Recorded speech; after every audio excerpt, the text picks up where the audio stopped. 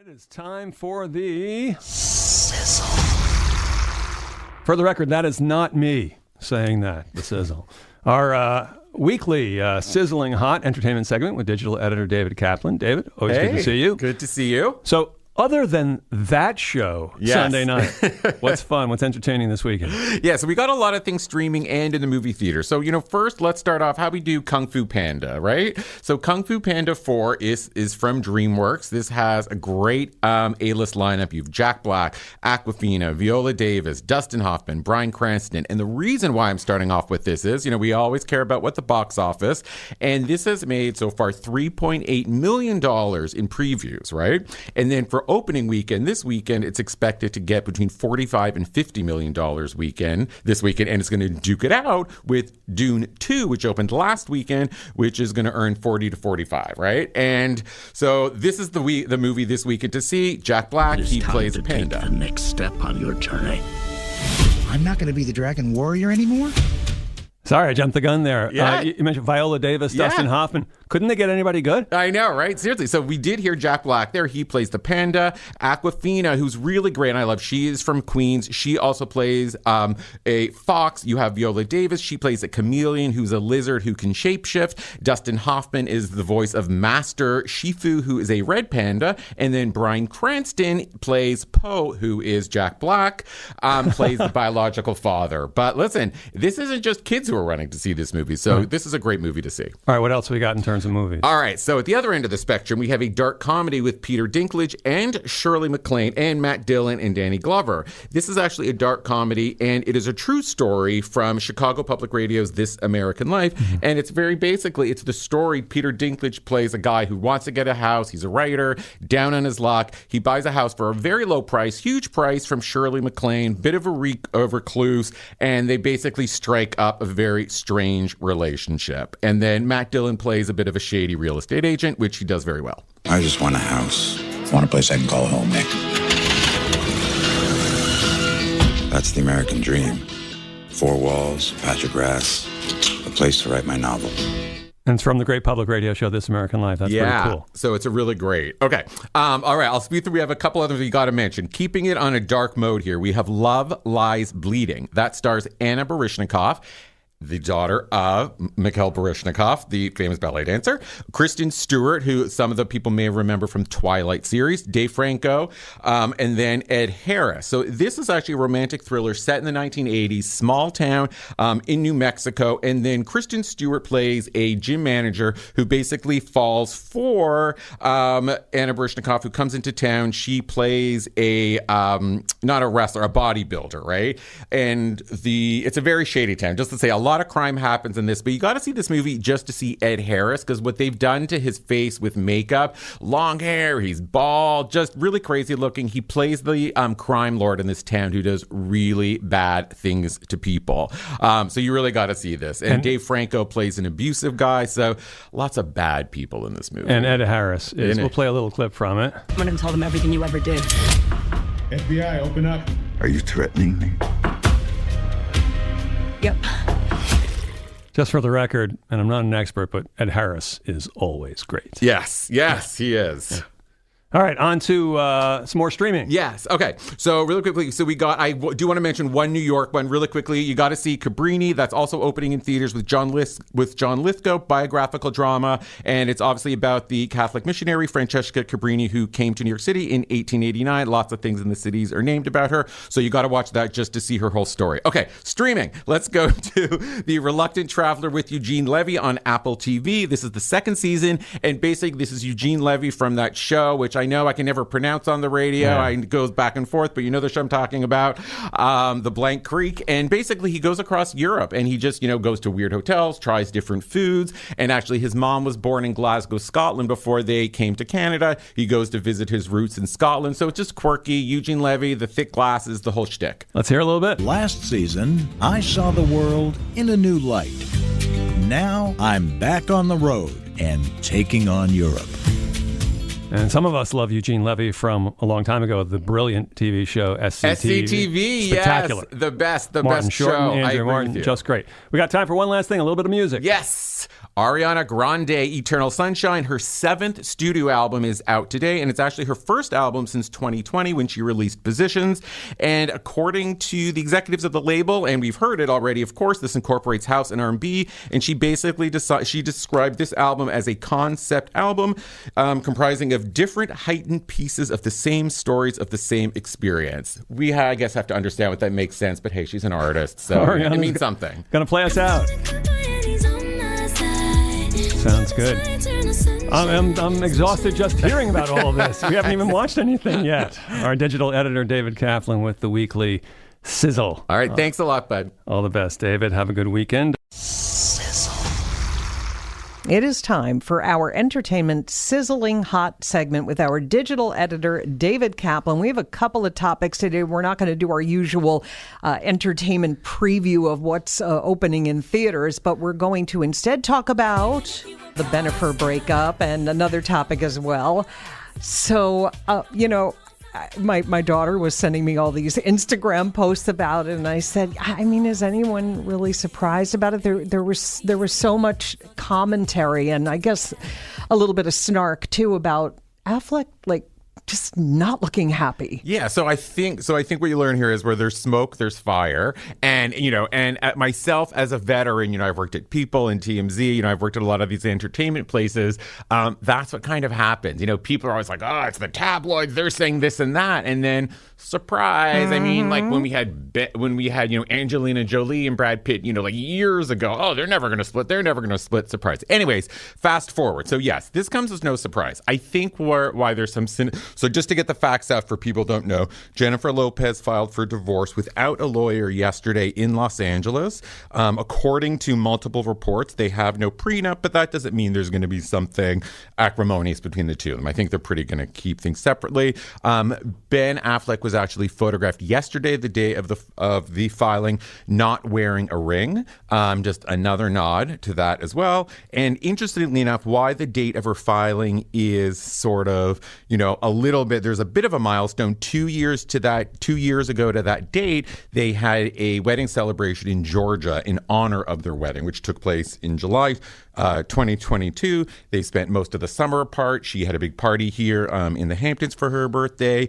They did spend time, though, last week on August 15th for Ben's 52nd birthday. Jennifer Lopez stopped by Ben's home to spend time with the kids. And just a quick timeline I just want to give you is, in April 2021, they rekindled their romance. July of that year, they became Instagram official. And then before that, in 2002, many years ago, they were engaged. 2 years later, they split. And FYI, Jennifer Lopez has been married 4 times, including A-Rod, Ben Affleck, Chris Judd is a dancer from her early days. I'm really digging deep into, I didn't even research that. I'm digging deep into my past life as doing more entertainment. And I'm trying to think of the other one. They have no kids together. Her kids are with Mark Anthony. His kids are with Jennifer Garner. Yeah. All right. And I didn't mean to say that he, looked unhappy. He was, but you know what? He could just, he might have been promoting a serious movie. I think he or had that. What do I know? You never. Also, you know what? You never know how genuine this stuff is because it's paparazzi photos. Right. So who knows if he wanted to look like that? If it was staged? Yeah. You really, really never know. And just the two-second thing why there's some cynicism about this is don't forget that mass-produced, really it was great, but that Netflix film that Jennifer Lopez produced several months ago, which was like, you know what? I found love again. This is it, everyone. It's done. You know what I mean? He's my guy. And you were like, don't jinx it. If it was anything to even jinx at that time. Who knows? Right. And very quickly. Yes, I'm sorry. No. Are you kidding? I could talk about... You opened a Pandora's box of one of the juiciest splits in Hollywood. Wow, you are the font of knowledge about Bennifer. Taylor Swift, the overseas tour is ending, and... oh my goodness. What happened? Does she keep touring? Does she come back to the U.S.? Okay, so really quickly, London, Wembley Stadium last night. It was her 8th concert at Wembley. Why is this notable? She's overtaking a record of any solo singer, which was set by the late Michael Jackson with his Bag Tour in 1988. So yet another record. Another factoid from you. I'm like an encyclopedia you get at the supermarket if they still do that. Okay, and this is that was her 131st date on tour over the past year. Last night she was joined by Florence and the Machine and Jack Antonoff, but she's not done. She's taking an itty-bitty break, and then in November she comes back. She's just doing a few cities in the U.S. She's doing New Orleans, Miami, and Indianapolis, and then she goes to Toronto, and she's doing like 6 dates in Toronto, actually, and then Vancouver, where she ends. And she rewarded fans last night with a premiere of a new video and a first live rendition of her song, appropriately called "So Long, London." Okay, all right. But yeah, and in total, just a fun 2 more tidbits. In total, in the UK, she's entertained 1.2 million people. And get ready for this. And I converted this to US dollars for you. She's contributed over 1.3 billion US dollars for the British economy. Wow. Okay, I do have to get to traffic. Even though it's the last day of Newsline, still got to follow the clock. You got to drive to buy your Taylor Swift album. That's right. But I have to say, David, thank you so much. These segments with you have been so much fun. Highlight of my week. Thank you. I love this. I loved you. I love doing all this stuff, all the energy and making the segments run long. Sorry, weather and traffic. We'll stay in touch. Yes, okay. Time now for our sizzling hot, as always, entertainment segment. And joining us live, digital editor David Caplan. Not a lot new in the theaters, but we do have Argyle. What a cast about a spy novelist who winds up embroiled in the real world of espionage. Take a listen. I am such a fan. Oh, yeah? What is it you do? Espionage. Would you sign my book? No. Here we go. It's Sam Rockwell there along with Bryce Dallas Howard and a cast of thousands, David. Yeah, that's really incredible. So you've Henry Cavill, Dua Lipa, you said Bryce, Sam Rockwell, Ariana DeBose, Samuel L. Jackson, John Cena. So it's a lot of people. So first of all, let's talk a little Hollywood numbers. First of all, last night and Thursday previews, $1.7 million. Thursday alone. So not bad. Okay. And then for this weekend, it's expected to get $15 to $20 million box office. Again, so it's probably going to kick Mean Girls out of that #1 spot, but pretty decent. So let's talk about. So yes, you are right. So Bryce Howard, she plays an introverted spy novelist who writes about a fictional character, right? But this fictional character basically comes to life when she's on a train, and that guy is Henry Cavill, right? They're great together. Now Dua Lipa is in this. Dua Lipa, by the way, has a song. This actually officially marks her acting debut. She was in Barbie, as we know, but she actually got this role first, and she filmed it first. So technically, this really marks her first role. We're Barbie's second, right? Right. But anywho, so and then she dances in the movie. It's just lots of great scenes. So you really got to see it. It's just incredible. I know I want to say more about it, but Ariana DeBose also has a song. She teams up with Boy George and Nile Rodgers for a song called "Electric Energy." Oh my goodness! Catherine O'Hara is also in it. So I know a lot of people love Catherine O'Hara. I sure do. Hey, a lot of people love Larry David, even though he put the smackdown on poor Elmo on the Today Show and his show, the Swan Song, right? That's it. There's kind of not much to say about Larry David and Curb Your Enthusiasm because it's the same shtick every single season. But yes, he is back. This is a total now of 24 years. However, that does include a 6-year hiatus between 2011 and 2017. The show's coming to an end. He said it's not a joke. And yes, he did apologize to Elmo. Okay, good. So we're all good about this. But yes, Curb Your Enthusiasm. Speaking of feuds, how about Feud, the FX series Capote versus the Swans? Take a listen. We made New York the capital of the world, the center of everything. So this looks so good. A Linda Ronstadt soundtrack aside. Tell us a little bit about these Swans versus Truman Capote. Yes, so so this was before where this was from So there's Naomi Watts, Diane Lane, Molly Ringwald, Callista Flockhart, Demi Moore, Chloe Sevigny. This is yet another project from Ryan Murphy. The first actually series was Joan Crawford and Betty Davis. Oh, that was so good. Right? Yeah. So I don't know if I can say the B word on air, but this is just all about women being whatever. Rhymes with witchy. Yeah, Got exactly, right? It's so perfect.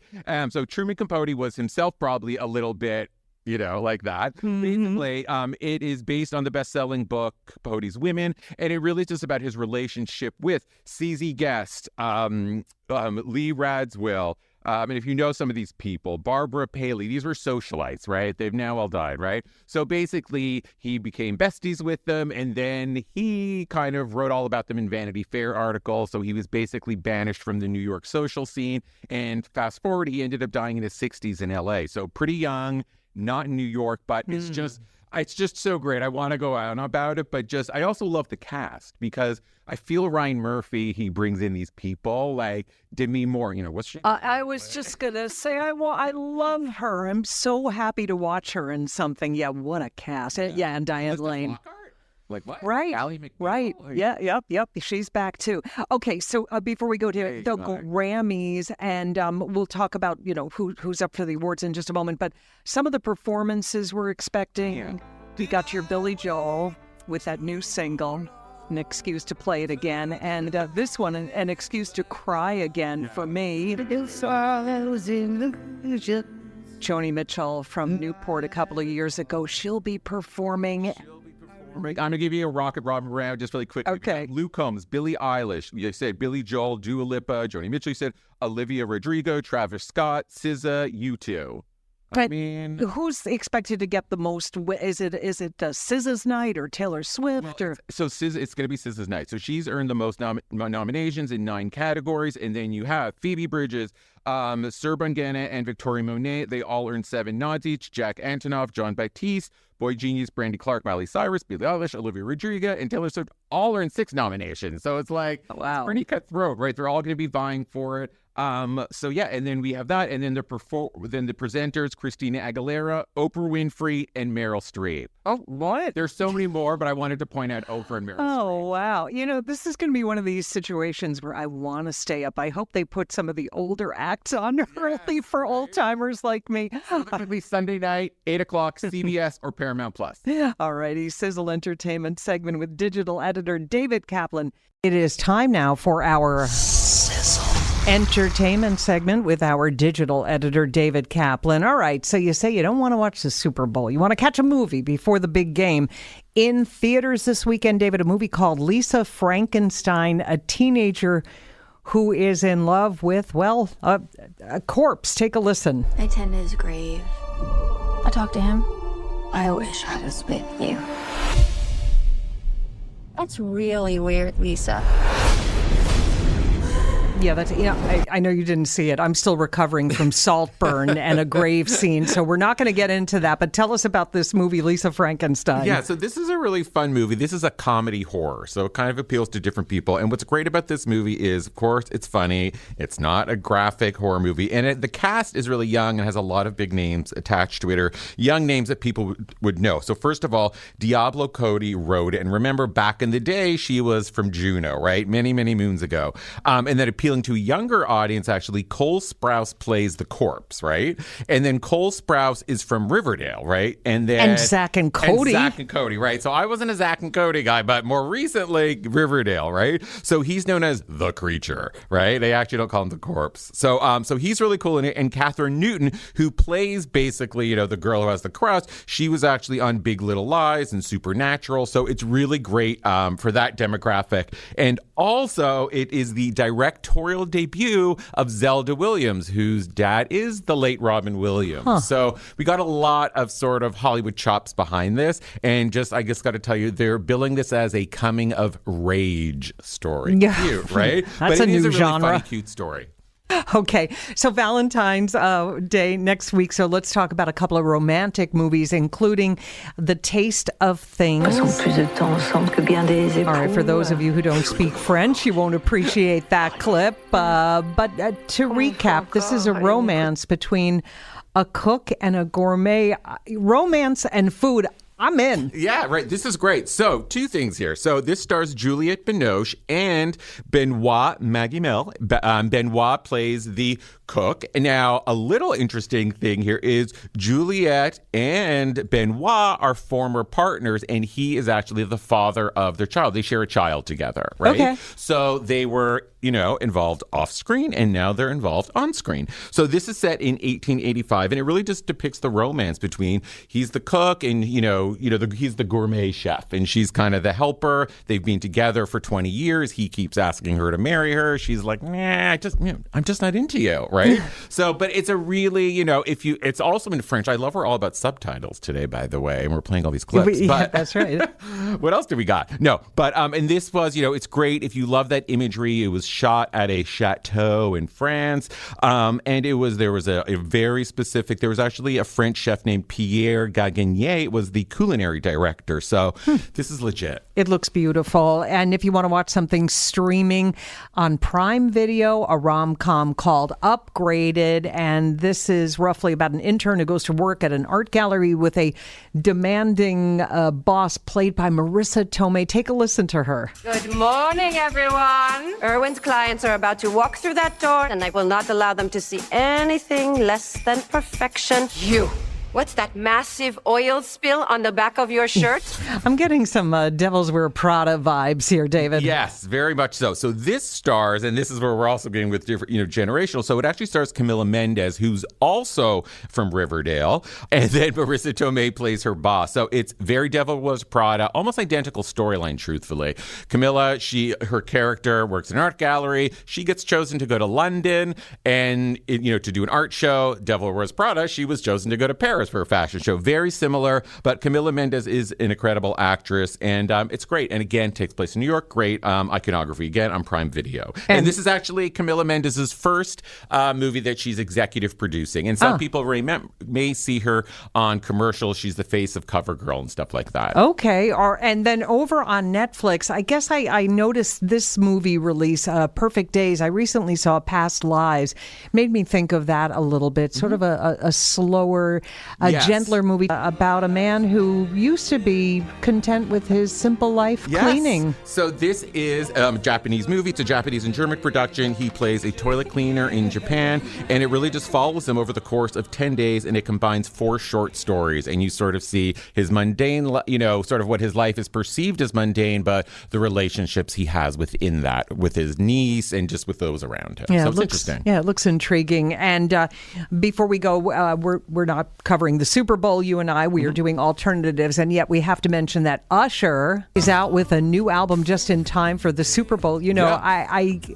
I always think when artists in concert, they're like, oh, I'm going to play something off my new album. And then everybody kind of collectively gets up and goes to the bathroom. But we'll listen to it during the halftime game, right? 9th studio album, released 2 days before Super Bowl. There's 20 tracks on it, bunch of collaborations on it. And, it's getting good reviews. And again, the New York Times is saying he draws on the best elements of Stevie Wonder and Michael Jackson. So rock out this weekend to it. All right. Always great to have you here, David Caplan. Have a fantastic weekend. What's hot in entertainment? Sizzle.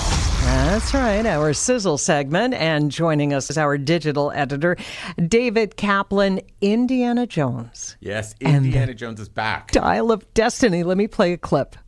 Dad told me you found something on a train during the war. A dial that could change the course of history. Why are you chasing the thing that drove your father crazy? Could you hear the Stones there in the background of that trailer? Clip, yeah, and that one. That kind of sets it all up. But Harrison on a horse. Yes. So not only Harrison in a horse going down a New York subway tunnel. Love it.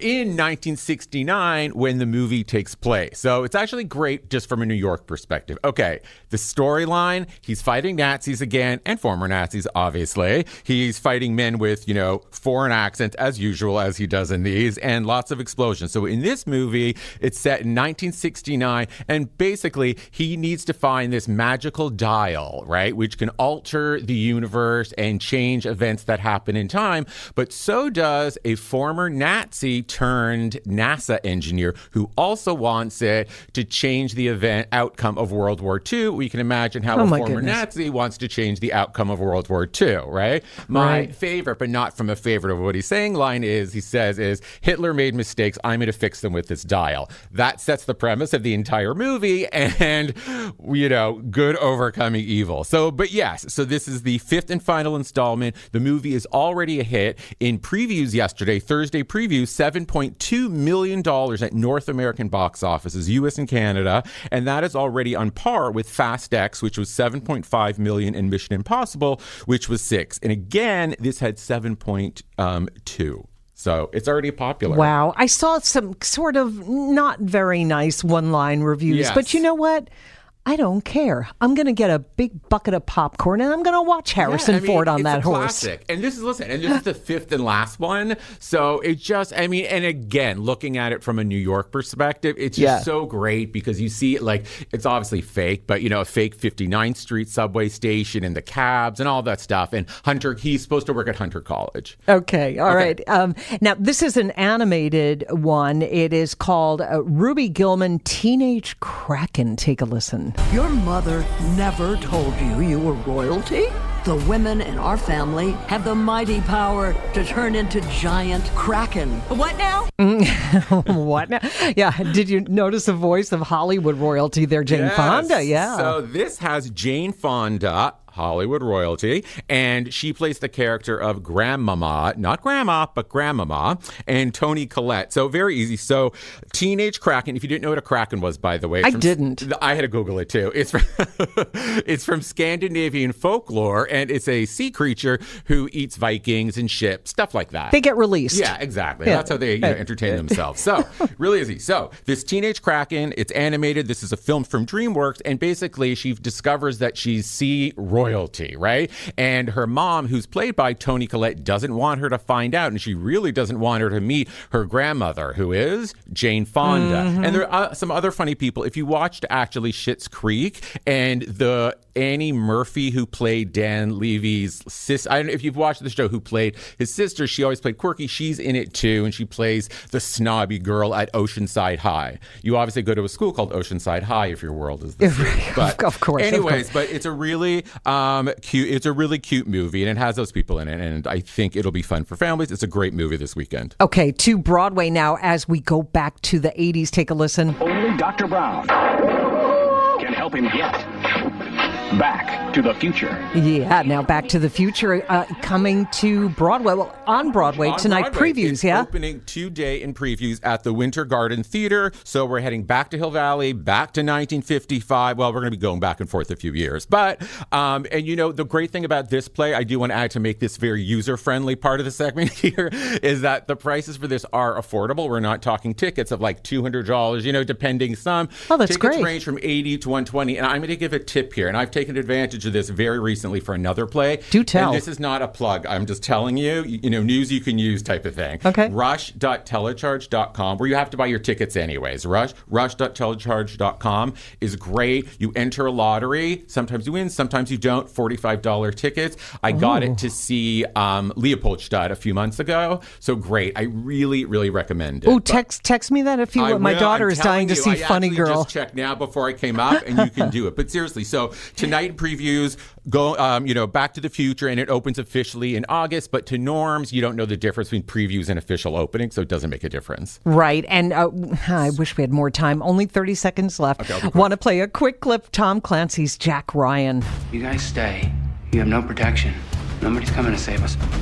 And this is going to be streaming on Prime, yes. On Prime. It's the fourth and final season. John Krasinski plays, surprise, surprise, Jack Ryan. And now if things are really crazier because he is the CIA acting deputy director. So with that power comes a lot of responsibility. And there's the usual car races, explosions, scenes of torture, the usual men's with accents. It's classic Tom Clancy. I hope that was 30 seconds.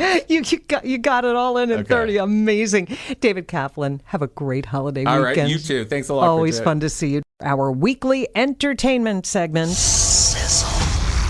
Yes, today the appropriately titled Sizzle segment, and joining us, our digital editor, David Caplan. Hey, so Brigitte. great to have you here. Want to play a clip of the new movie opening this weekend, The Haunted Mansion. The ride in Disney when I was a kid scared the heck out of me. Take a listen. This mansion is unhinged. These ghosts definitely don't want to leave. Death lurks around every corner.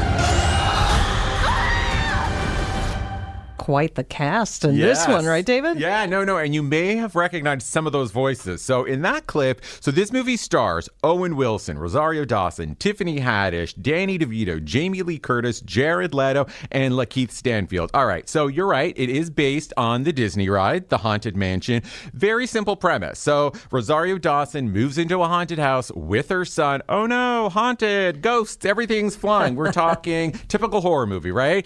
You're seeing ghosts going through the walls, moving floorboards, zombies going through the house. Tiffany Haddish plays a psychic. Danny DeVito plays a professor. And Owen Wilson plays a priest, right? It's a little sacrilegious, but of course he does, right? It's amazing. And then Jared Leto plays the most scariest character. Do you remember this from the ride? Hat, box, glove. I think he's 1,000 times creepier, though, in the movie, to be honest. Very scary looking creature. He haunts them. It's just nuts. And then Jamie Lee Curtis plays Madame Leota. And then she is the spirit of a psychic medium who's in like a crystal ball. Just nuts, right? Classic. It's really crazy, and it's really funny, and everyone, it just looks like the best movie. I'm sure it'll do okay at the box office. I have a clip of this other movie that's opening, Sympathy for the Devil, with Nick Cage. Here's a clip of Cage carjacking an expectant dad. My wife is in the hospital. She's about to give birth. Drive. This is a family emergency. I'm your family emergency now. Right. I know, right?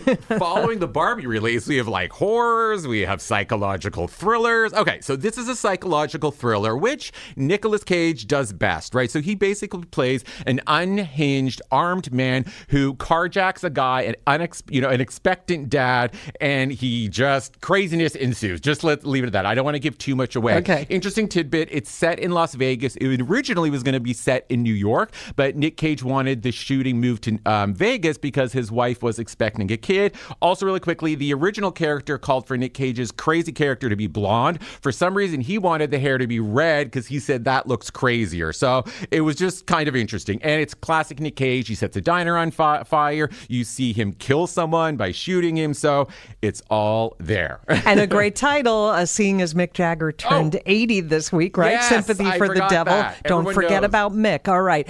But can anything top this movie? If this got out, this could mean extremely weird things for our world. This would be catastrophic!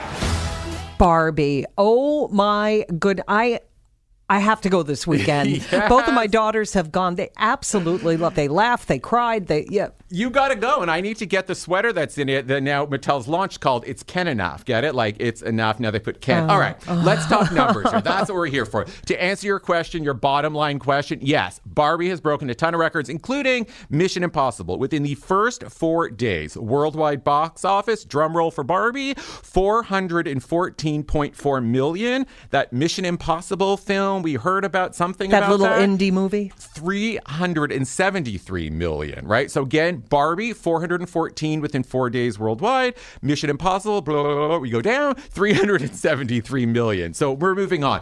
Quick other, records. Greta Gerwig made history also for making it the biggest debut by a female director. It was also the first time that one movie opened to more than 100 million and another movie opened to more than 80 million, that being Oppenheimer, in the same weekend, right? Right. So there is a lot of, and also, by the way, I just got to tell you, we always hear Marvel movie. Barbie claimed the top spot with 162 in ticket sales, surpassing every Marvel movie released this year to become the biggest opening. So people I think it's like girl power here, and Ken power, I guess. Right? And Ken power. Yeah, boy power that's too. my pitch to get my husband to go with me.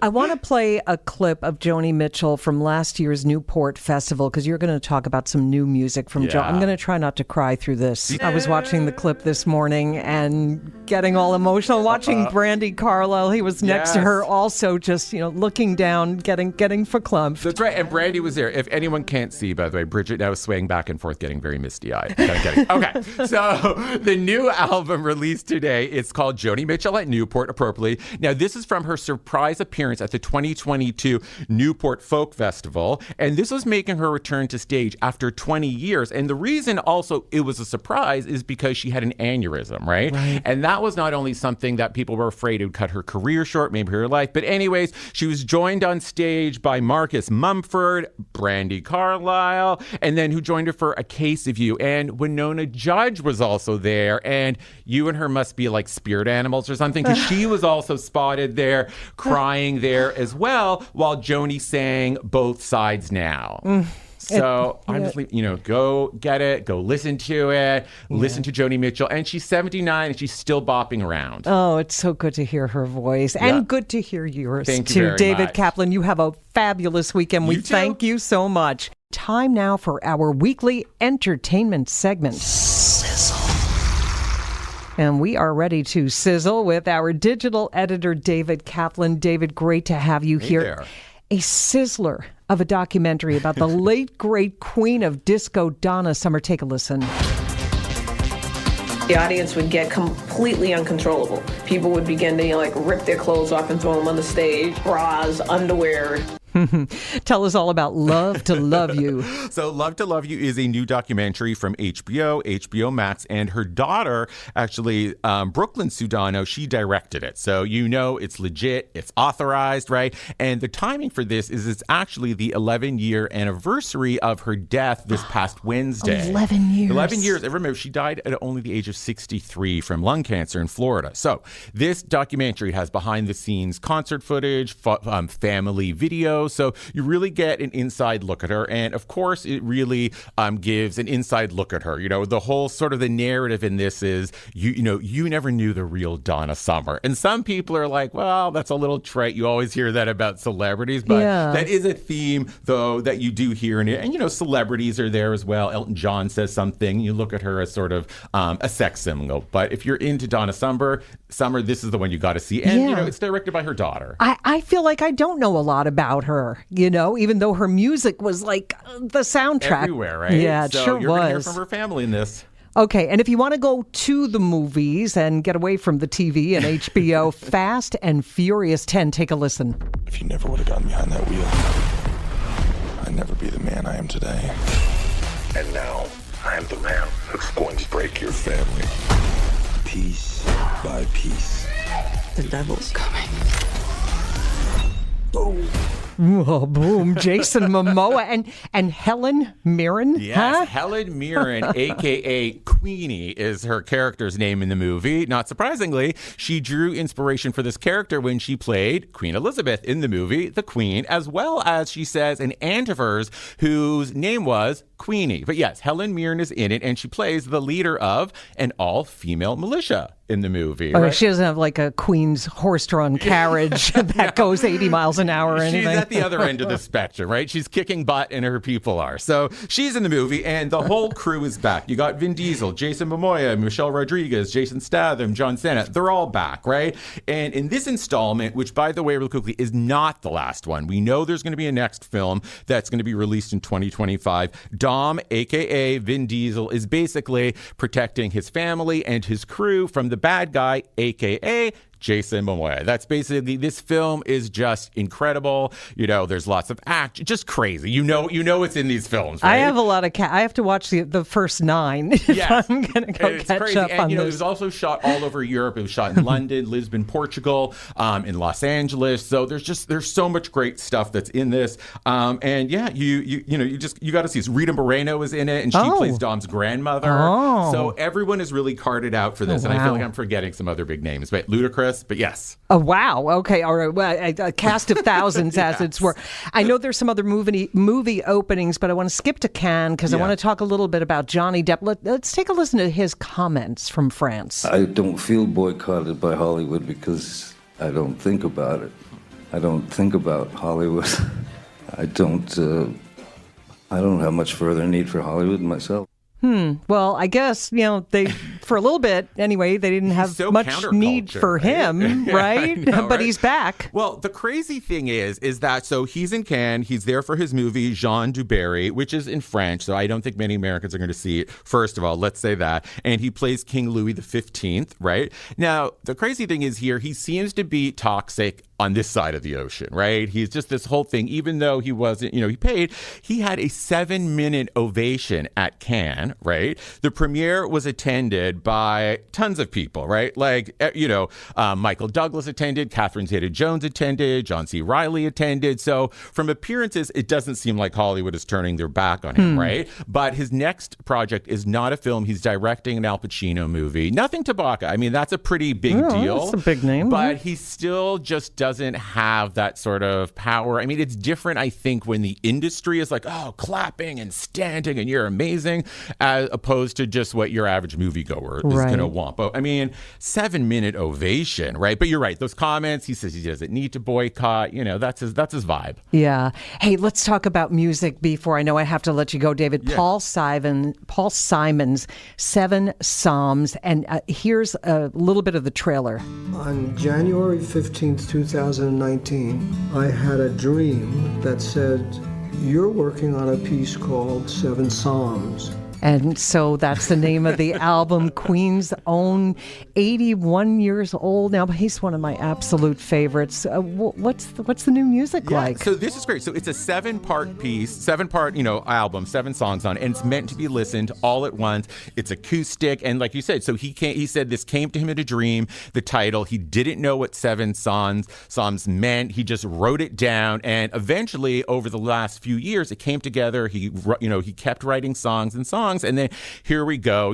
He is 81. And as you and I mentioned earlier, the New York Times is sort of saying that this was almost like a quasi, obituary, a goodbye. They likened it to yes. Bowie's last. Exactly, yeah. Well, we right? hope it's not. We love him, and he is from Queens. And digital editor David Caplan, the segment I most look forward to on Fridays, our Sizzle Entertainment. Thank you so much. Thanks a lot, Brigitte. It is time now for Sizzle. Yes, our sizzling hot entertainment segment. Digital editor David Caplan is with us in theaters. I thought they were done making alien movies, but apparently not. Are you sure you want to do this? There she is. You want to break in and steal highly regulated equipment. So, David, this is about some young space colonists, right? So this is about a group of young space colonists who accept a mission to go to scavenge basically a derelict space station as a way off their planet. But that sounds a little bit too easy, right? Ridley Scott is back as the director, and this is the 7th installment, right? What? And, it's interesting because, truthfully, I have to admit, there's not many big names in this film. I mean, Ridley Scott is huge, but these are not people you would really know. So there's no Sigourney Weaver, in other words. By the way, it's called Romulus, right? Yeah. Alien No, I didn't mention Romulus, and this is in theaters. And it's interesting because I do find sometimes when you have these really big franchises, when you go deeper into the subsequent sequels, like the star power gets less and less, and I feel here you're like, who? But anyways, so basically they're on the space station. It's creepy, silence, don't kill me, blood, just it's all aliens. But this has actually gotten really good reviews, oddly enough, saying it's actually one of the better ones out there. So it's interesting. And this, by the way, serves as a standalone between the events of Alien, the original Alien from 1979, and then the Aliens in 1996. Okay, so I don't have to binge all 6 before I go to the theaters. Okay. You won't be able to sleep. All right. Let's talk about this one. It's called Close to You, and it stars Elliot Page. I'm going home for my dad's birthday. Oh my gosh! I haven't gone back in close to 4 years. Jeez. Bold. That's a bold move. Is it? Really kind of autobiographical, right? Very autobiographical, and it's very deep. It's not a lighthearted movie, I have to admit, and it's because of that, because it is autobiographical. Elliot Page, we know she transitioned, so he plays a trans man named Sam and hasn't been home to visit his parents or siblings in 4 years since his transition. And, the way it reads is, after 4 years in Toronto where it takes place, it's kind of fun to see a movie actually take place in Canada, not just film in Canada. Takes this and it's described as a long dreaded trip back. And you can just imagine it's just, what goes on. And Paige, and he said, this was a complete highlight of my career personally. So yeah, complete nod to his own life. All right. The next one is called The Deliverance, not Deliverance, but The Deliverance with Glenn Close and Monique, and kind of a horror. Let's take a listen. Remember, before we get started, whatever it says to you, do not listen to it. It will play on your heart, it will play on your mind. Is some kind of a seance thingy going on here? Ouija board? What's going on here? This is not Deliverance, but The Deliverance, just as creepy. All right, so we have Glenn Close, Monique, Omar Epps, and Lee Daniels directed this. Very creepy. Very common storyline, though. So this stars, so it takes place, so it's a single mom of three, Ebony Jackson, played by Andra Day. She wants to start over, move to Indiana from Pennsylvania. That's what you want to do. Surprise, surprise. What's waiting in their new house? No big deal, but the devil. So Monique plays a social worker who's there to help the family through a series of exorcisms, right? It's always handy to have someone who knows how to do an exorcism, as your neighbor. And then Glenn Close actually plays Andra Day's mom, and the character is sick. And they have a complicated relationship, and it's actually loosely based on a true story, which is called, quote, The Demon House Case in Gary, Indiana. Totally random. Gary, Indiana is near Chicago. And why I know famously Gary, Indiana. Do you know which famous singer was born Jacksons. there? The Jacksons. I always think of that. I'm going back to Indiana. They sang I don't know, though, it. if he lived in a possessed house, though. Okay, let's talk about TV. And this is on Apple TV Plus. It's called Bad Monkey. I'm suspended. I'm technically not even a detective anymore. They said I was consistently reckless, inappropriate, and glib. Why can't you just hide me on the desk in here or something? Wouldn't even be doing any real work. I'd just be checking the websites I like. Vince Vaughn. And I've read this book all those years ago. I kind of forgot about it. It's so funny, by the way, this is a book because it's such a hardcore comedy. Anyway, so Vince Vaughn, Michelle Monaghan, Alex Moffat from SNL, Rob Delaney. Very easy. Vince Vaughn plays a Miami police officer. He's kicked off the force, goes down to the Florida Keys. He finds an arm, in the ocean. Enter, all of his investigative work to find out what happens. And why is it called Bad Monkey? Because one of his sidekicks is a monkey, right? Very basic. So a star in its own right. Yes, exactly. Catch that on Apple TV. And also, it's Vince Vaughn's week because he also received a star on the Hollywood Walk of Fame this week. Right. Or you could read, I hope I'm pronouncing this correctly, Carl Hyacin. Yes. Famous Florida author. And 2013 book. I do remember the book being hilarious, so I suspect the movie will be too. Very quickly, Jackpot, Amazon Prime. Hi, I'm Katie. Just got back into town and ready to act. Did you prepare with something? Aquafina and a really weird lottery situation here. I'm watching this weekend. Okay, so Aquafina, who I love, who's from Queens, Nora from Queens, John Cena, Simu Liu, and Paul Feig directing this. It takes place in the near future, a.k.a. Los Angeles 2030. You better warn your daughter, Brigitte, who lives in Los Angeles. I was just thinking. No, I'm kidding. So Los Angeles 2030. And, of course, only in California where there's a lottery where if you win the lottery, the game is everyone else in California needs to find you, and if they kill you by the end of the day, they get the jackpot. So basically, John Cena essentially plays somebody who protects jackpot winners from the hordes of people who want to kill you. If you win. It's crazy, she's just so funny. I love Aquafina. She is, and she's very physical. I have to tell you, because she's jumping around in this film. So it's on my to do list this weekend. All right, David Caplan, thank you so much.